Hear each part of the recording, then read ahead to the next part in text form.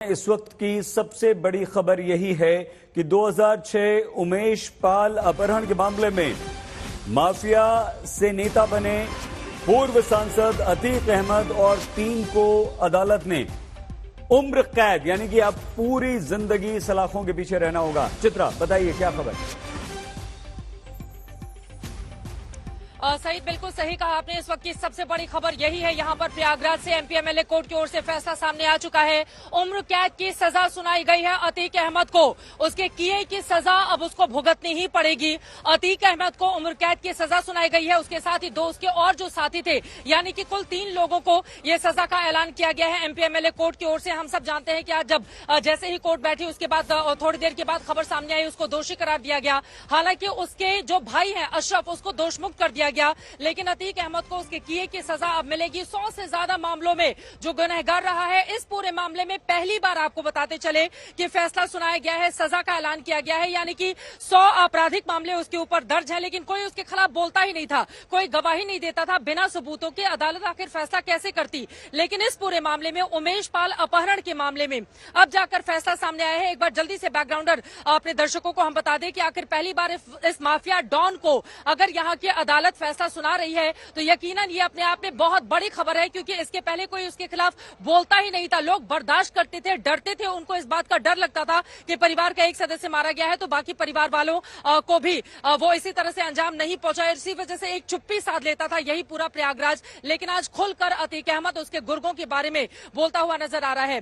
2004 में जब वो सांसद बना तो उसकी विधायकी की सीट खाली होती है। वहां पर राजू पाल जीतते हैं, जो बीएसपी से विधायक बनते हैं। इसका भाई अशरफ वहां से चुनाव हार जाता है। फिर राजू पाल से बदला लेने के लिए, अपने हार की खींच मिटाने के लिए राजू पाल की हत्या कर दी जाती है। उमेश पाल जो एकमात्र चश्मदीद गवाह था, 2006 में अपहरण कर लिया जाता है उमेश पाल का अपहरण करने के बाद अपने पक्ष में डरा धमका कर उसको गवाही दी जाती है, परिवार को जान से मारने की धमकी दी जाती है। 2007 में आपको बताते चले, उमेश पाल, उनके परिवार ने एफआईआर दर्ज करवाई थी अतीक अहमद और इसके साथ ही अन्य लोगों के खिलाफ, जिसके बाद धीरे धीरे करके ये मामला आगे बढ़ता है। और आज 17 सालों के बाद परिवार को जिस इंसाफ का इंतजार था, 17 सालों के बाद परिवार को इंसाफ मिला है। अतीक अहमद के लिए बार बार फांसी की सजा की मांग परिवार वालों की ओर से की जाती थी, लेकिन अपहरण के मामले में जो मैक्सिमम सजा होती है वो उम्र कैद की सजा होती है। और उम्र कैद की जो मैक्सिमम सजा है वो अतीक अहमद को मिल गई है। 62 साल तकरीबन अतीक अहमद की उम्र है। 2004 में वो सांसद बना था समाजवादी पार्टी के टिकट पर, इसी इलाहाबाद के फूलपुर से। और उसके बाद से लगातार उसको, आपको बताते चले, अलग अलग दलों का संरक्षण प्राप्त होता रहा। कभी वो समाजवादी पार्टी के टिकट पर चुनाव लड़ता जीता, कभी अपना दल के टिकट पर चुनाव लड़ता जीता। इस तरह से लगातार उसका ये जो गैंग था वो बड़ा होता हुआ चला गया। इस समूचे हिस्से में न सिर्फ प्रयागराज बल्कि पूर्वांचल के हिस्से में भी उसकी पैठ बनती हुई चली गई। लेकिन अगर किसी ने गुनाह किया है तो उसके गुनाहों का सूरज पूरी तरह से अस्त हो गया। उम्र कैद की सजा सुनाई गई है अतीक अहमद को।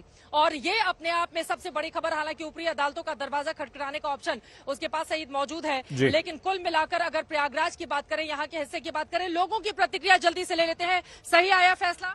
जी सही है। उम्र कैद बहुत बढ़िया फैसला आया, लेकिन बहुत देर से आया फैसला। जी मैडम, बिल्कुल बहुत सही फैसला आया है। ये होना चाहिए था, यही होना चाहिए था। बिल्कुल यही होना चाहिए था। बाबा माननीय योगी जी, माननीय मोदी जी के राज में कोई भी अपराधिया हो, माफिया हो, कहीं भी छुपा रहेगा। अगर यही सजा पहले मिल गई होती तो उमेश पाल के साथ हत्या न होती, उनके पाल की हत्या नहीं होती। अगर यही सजा पहले मिल गई होती तो बताइए, ये सजा पहले मिल गई होती तो ना तो उमेश पाल हत्याकांड होता। और जो ये अभी सजा मिली है, ये ना सिर्फ उमेश पाल के परिवार के लिए जीत है बल्कि पूरे प्रयागराज के लिए जीत है। लेकिन सोचना ये है कि आखिर इतने वर्ष बाद इस मामले पर इस प्रकार की सजा हुई है। बिल्कुल काफी देर हो गई। देखिए, बार बार ये सवाल उठा है, न्याय में देरी होना न्याय नहीं मिलने के समान है। आज जिस उमेश पाल के अपहरण मामले में सजा का ऐलान किया गया है, उमेश पाल खुद आज जिंदा नहीं है। इसी फरवरी महीने में उनकी हत्या कर दी गई। अतीक अहमद, उसके गुर्गों पर ही आरोप लगे हैं। आप बताइए, ठीक हुआ जो हुआ? फांसी होना चाहिए था उसे।